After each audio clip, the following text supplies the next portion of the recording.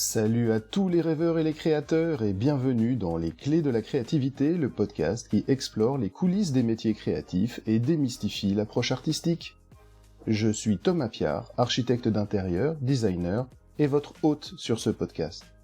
Que vous soyez un artiste confirmé, un entrepreneur en herbe ou simplement curieux de l'univers créatif, ce podcast est fait pour vous. Dans chaque épisode, nous partons à la rencontre d'un ou d'une invitée unique qui nous partage son parcours, ses inspirations et ses techniques pour donner vie à ses idées. Au fil des discussions, nous découvrons les secrets de la créativité, les défis auxquels les artistes font face, et les clés du succès dans ce domaine fascinant.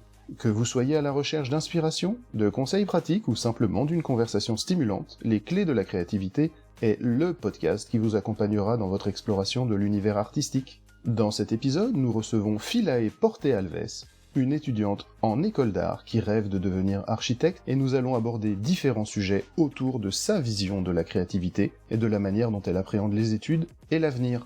C'est une conversation passionnante et enrichissante. Restez à l'écoute. Bonjour Philae, bienvenue sur Les Clés de la créativité. Est-ce que tu peux nous parler de ton parcours scolaire et de tes études actuelles, s'il te plaît ? Je vais faire sauter le s'il te plaît, attends, je vais la refaire. D'accord. Philae, est-ce que tu veux bien nous parler de ton parcours seul... Oh. Ok. Philae, est-ce que tu peux nous parler de ton parcours scolaire et de tes études actuelles ? Dans mon parcours scolaire, j'ai suivi un lycée public et donc j'ai pu choisir la spécialité art, ensuite être acceptée en prépa art pour ensuite aller en études supérieures et du coup C'est très bien, t'inquiète, je suis encore là, j'attendais si t'en disais un peu plus ou pas, t'inquiète pas. Ok, pas de problème, on continue.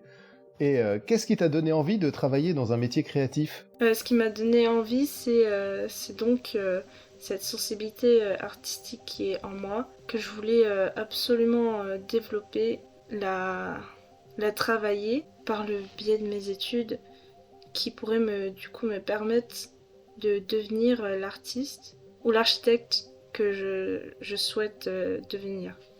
Je te le souhaite de tout cœur, architecte, c'est l'un des plus beaux métiers à mon sens, évidemment, mais je suis un petit peu partial. Philae, qu'est-ce que la créativité pour toi ? Pour moi, la créativité, c'est une sensibilité que tout le monde a, et c'est une partie de notre personnalité qui, du coup, permet de rendre le monde meilleur. J'adore. Penses-tu que les jeunes sont plus créatifs aujourd'hui que les générations précédentes ? Je ne pense pas que les jeunes soient plus créatifs, car c'est pas une question de génération ou d'âge. C'est surtout en fait le fait qu'on peut penser qu'il y a plus de créativité, c'est le fait que aujourd'hui nous pouvons partager nos créations plus facilement, et que du coup d'atteindre plus de personnes que si on était par exemple en l'an 2000, où les pensées étaient différentes et l'art avait une autre définition, tout ça. Je comprends bien ce que tu veux dire, et effectivement, je suis relativement d'accord avec toi sur le fait qu'aujourd'hui, une œuvre touche plus facilement et plus rapidement un grand public. Je suis entièrement d'accord avec cette affirmation. Je voulais maintenant savoir, à ton avis, quels sont les défis auxquels les jeunes créatifs font face ? Les jeunes créatifs, ils font face à plusieurs défis, et donc il y a aussi ce défi de partage qui du coup est très rapide. Les gens ils prennent moins de temps à regarder parce qu'ils cherchent à avoir le plus d'informations possible, et du coup aussi les idées, comme il y en a plein, il y en a, on peut les retrouver, elles se ressemblent, et donc c'est compliqué de faire quelque chose de vraiment original. Je suis aussi d'accord avec ça. Le fait de chercher une créativité et une création originale perdue dans cette jungle de ressources et d'informations, c'est vrai que c'est un vrai défi et que c'est pas évident du tout de s'y confronter, et ça demande pas mal de courage. Et je voudrais que tu m'expliques, Philae, comment tu fais pour développer ta propre créativité, comment est-ce que tu l'enrichis, que tu la nourris, quels sont les éléments que tu utilises. Eh bien, ma créativité, je la nourris avec beaucoup d'éléments extérieurs, donc beaucoup d'observations, mais aussi des références d'anciens créateurs ou même des créateurs d'aujourd'hui pour ensuite m'aider à développer ma propre créativité. Donc tu vas chercher des ressources, où est-ce que tu vas chercher ces ressources, et qui sont les créateurs qui t'inspirent? Mes ressources, je les retrouve souvent dans la nature. La nature, c'est vraiment quelque chose qui m'inspire. Donc, je me promène souvent. Je regarde aussi beaucoup les bâtiments et leurs structures. Et comme référent, j'ai deux référents. Un pour du coup un peu ma créativité artistique et peintre où c'est donc Michel Oslo avec toutes ses couleurs et ces éléments très... comment dire. Il y a beaucoup d'éléments. C'est très détaillé et c'est très, très joli. Et ça nous emmène vraiment dans un monde un peu... en fait, ça nous mène dans son monde qui en fait, on peut le retrouver dans notre monde aussi parce que c'est aussi de l'observation de paysages qu'on retrouve à travers le monde. Et sinon, pour ma partie architecture, j'aime beaucoup Norman Foster pour ces bâtiments en verre avec un peu des structures en métal, je pense. Et du coup, il fait beaucoup des formes très cylindriques. En fait, il y a beaucoup de mouvements dans, dans ces bâtiments. Norman Foster, c'est une sacrée référence. Effectivement, et Oui. Michel Oslo aussi, à mon sens, c'est de très bons points de départ. Ok, j'aime beaucoup la manière dont tu abordes ça, et ça fait preuve d'une certaine maturité dans la réflexion, et je trouve ça très intéressant. Je voulais savoir quels sont les métiers créatifs qui t'attirent le plus. Alors j'ai compris qu'il y avait l'architecture, et j'en suis très heureux, mais est-ce qu'il y a éventuellement d'autres opportunités que tu explores ou le choix est déjà arrêté? Et ben, grâce à mon année en prépa, j'ai pu développer plusieurs aspects de l'art et plusieurs métiers de l'art. Tout ce qui est donc graphisme, design, peinture, sculpture et dessin. Tout ça, j'ai pu le développer et donc en fait mettre un peu le doigt dans l'eau et savoir si je suis faite pour ça ou pas, mais aussi du coup étendre mes horizons et comprendre plus facilement les métiers de d'autres personnes. Super. Philae, dis-moi, quelles sont les compétences nécessaires selon toi pour réussir dans un métier créatif comme l'architecture?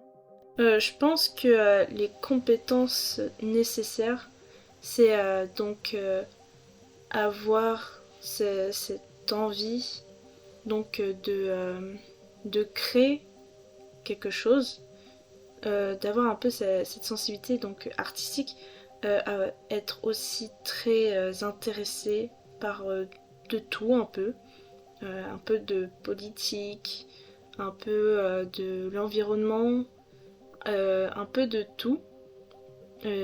Aussi les cultures, tout ça c'est très important. Et aussi beaucoup de passion qui du coup permet de nous emmener vers cette matière que je trouve très admirable. Alors, je me retrouve tout à fait dans ce que tu dis. Je reconnais complètement le fait que l'architecture, c'est éminemment politique. Et plus spécialement quand on va chercher dans le domaine des villes, parce que quand on parle d'architecture, c'est vrai qu'on pense souvent aux bâtiments, mais on oublie aussi toute la partie urbanisme. Et c'est vrai que et même au-delà, il y a beaucoup de données politiques et culturelles à prendre en compte. Donc c'est vrai, et je suis complètement d'accord avec cette affirmation. Euh, quel conseil pourrais-tu donner à des jeunes comme toi qui voudraient démarrer dans un métier créatif et à qui on a dit c'est pas un vrai métier? Eh bien, si c'était pas un vrai métier, je pense qu'il n'existerait pas. Donc, moi, je dis que si on, on veut vraiment travailler dans quelque chose de créatif, on doit pas s'arrêter. C'est pas parce qu'on dit que c'est un faux métier que c'en est un en fait. Parce que il y a quelque chose qui est très drôle, c'est imaginer donc de vivre un jour sans art. Donc on enlève tous les signaux, tous les signes de, par exemple, qu'on trouve dans la rue, toutes les pubs, on enlève toutes les façades des bâtiments, on enlève, comment dire, un peu l'aspect esthétique, par exemple, d'un paysage ou d'une rue où on marche. On enlève tout ce qui est image. En fait, on enlève tout. Et en fait, si on enlève tout ce qui naît de l'art, en fait, de la créativité, on voit que le monde, en fait, il est il est un peu très en désordre. Il est très désordonné. tu, tu justifies complètement la raison pour laquelle j'ai voulu faire ce podcast. C'est vrai. Non, mais je t'assure, c'est-à-dire que mon sentiment profond, c'est que l'art et la créativité nous entourent. Et que ces métiers sont mal compris, mal appréhendés et mal perçus. Oui, il y a de la créativité jusque dans le crayon que tu tiens, dans le stylo, il y a quelqu'un qui l'a pensé, qui l'a réfléchi. Et si tu enlèves l'art et la créativité autour de nous, on va se retrouver en peau de bête. Les vêtements que tu portes, les livres que tu lis, tout ce qui t'entoure a été pensé, réfléchi et organisé pour que tu puisses l'utiliser. Mais en fait, tu justifies là, tu as donné la raison pour laquelle j'ai voulu faire ce podcast. Donc, merci, tu l'as défini mieux que moi. Bravo et merci. Ça rentre pile poil dans ce que je voulais faire. Super. Je voudrais qu'on se penche un petit peu sur le rôle de la technologie dans la créativité. Comment la technologie peut-elle aider à développer sa créativité et est-ce qu'elle aide? Oui, je pense qu'elle aide beaucoup d'artistes. Et par exemple, tout ce qui est logiciel fait pour les artistes, ça c'est vraiment une invention très, très utile et franchement je pense que on peut pas vraiment se passer de ça, surtout pas dans cette génération. Et du coup en fait je pense que ça permet de nous étendre encore plus loin dans notre créativité parce que ça facilite un peu la création et du coup ça nous permet de voir plus loin. Je suis complètement d'accord. Et encore une fois, je cherche pas spécialement à tirer la couverture à moi, mais ce que tu dis résonne complètement avec ce que je pense. Aujourd'hui, c'est très difficile de se passer de logiciels pour travailler. Que tu sois architecte avec des logiciels de dessin, le truc génial, c'est que ça t'évite de gommer. Plutôt que de dessiner sur calque et d'empiler des calques et de recommencer, tu fais un clic de souris, tu gommes et tu recommences. Et du coup, tu gagnes du temps de productivité. Donc c'est vrai, je suis d'accord avec cette assertion-là. Quels sont les outils numériques que tu utilises toi dans tes projets? Et n'hésite pas à citer des marques ou des modèles. Eh bien, j'utilise donc un logiciel de dessin comme Ibis Paint pour faire soit du dessin numérique, des collages. En fait, j'utilise aussi un peu comme Photoshop, puisque j'ai pas Photoshop. Et j'utilise aussi pour des modèles 3D, j'utilise SketchUp, qui est du coup aussi plutôt bien pour une débutante comme moi. SketchUp n'est pas du tout un outil de débutant. SketchUp, c'est un outil très avancé et avec lequel on peut faire énormément de choses. C'est vrai que ça donne l'impression qu'il est facile à prendre en main, et c'est la vérité. Il est conçu pour ça. Mais en attendant, C'est ça. c'est vrai. En attendant, c'est un outil avec lequel on peut aller très très loin. Et du coup, ça m'emmène vers la question suivante. Penses-tu que la technologie pourra remplacer un jour la créativité humaine ? Non, je ne pense pas que la technologie puisse la remplacer, mais qu'elle puisse du coup être un outil qui nous permet de développer en soi notre créativité, du coup de réutiliser ce qu'elle produit pour ensuite se baser sur elle et donc créer quelque chose de complètement nouveau puisque elle-même elle utilise d'autres éléments et donc il y a cette idée qui court un peu sur internet et la communauté artistique sur les réseaux, c'est c'est donc reprendre des images faites par les IA et ensuite développer cette image à travers notre propre style, notre propre créativité. Tu peux m'en dire un peu plus à ce sujet ? C'est quelque chose que je connais pas du tout, je n'ai jamais vu ça, ni qui que ce soit faire ça. Eh bien, il y a souvent ce mot qu'on utilise dans les réseaux sociaux, c'est les trends.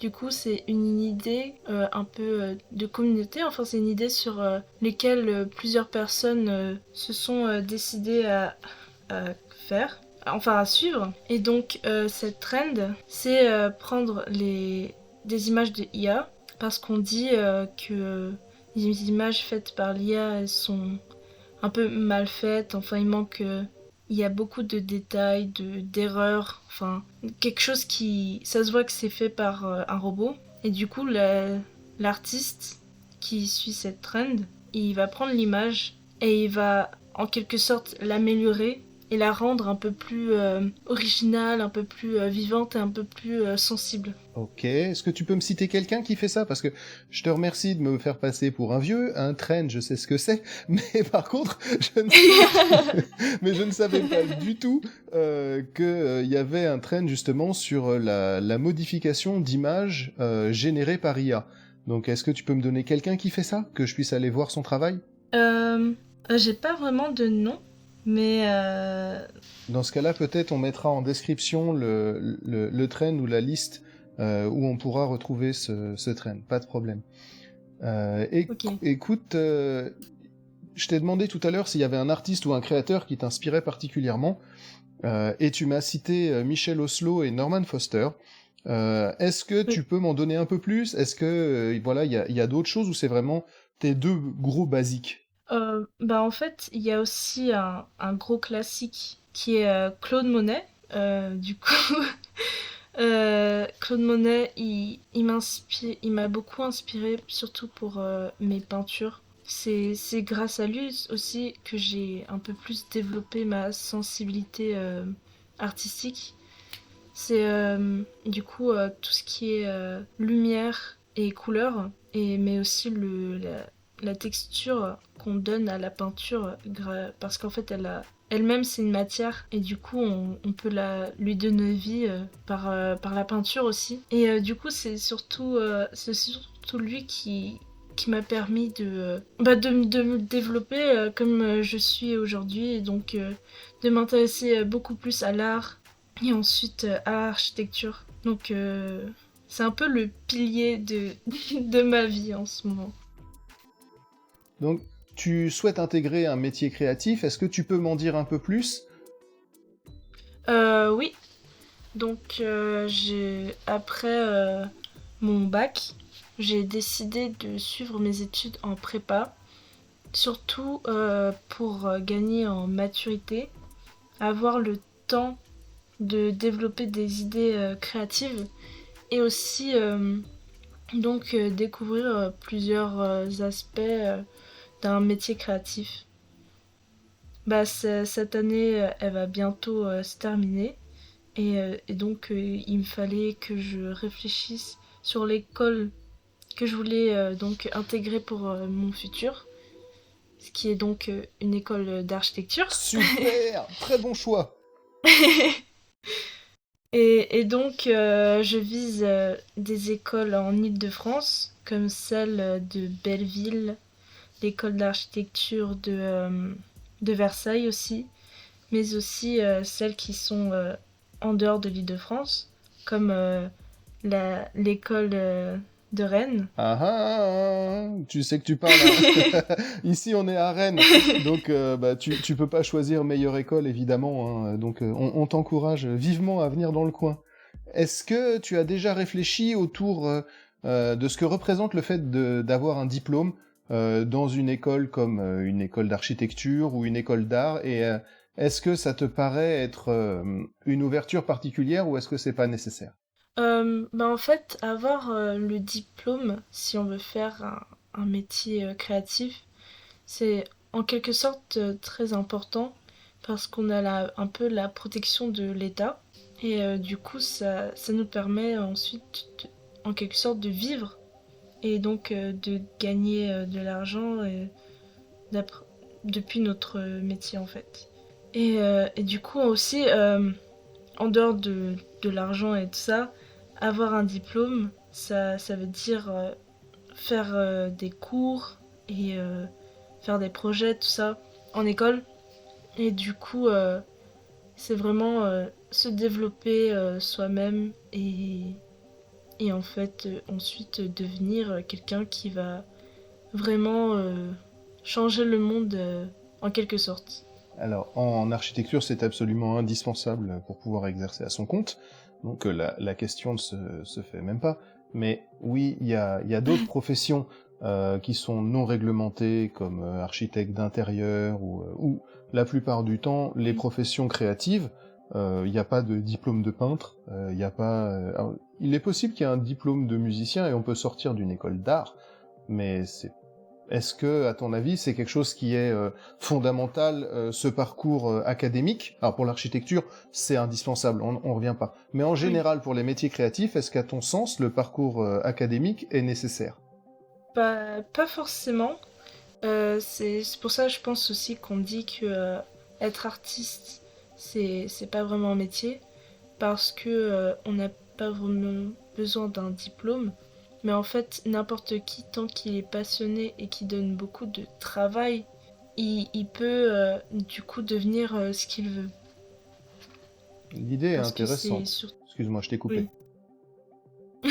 Parce que du coup, comme c'est de la création c'est surtout produire et montrer.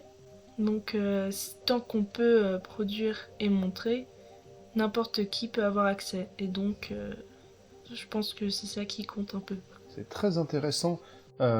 Effectivement, le fait d'avoir une production et de pouvoir la présenter fait de toi, de fait, un créateur de contenu. Et par conséquent, alors, quelque part, un artiste.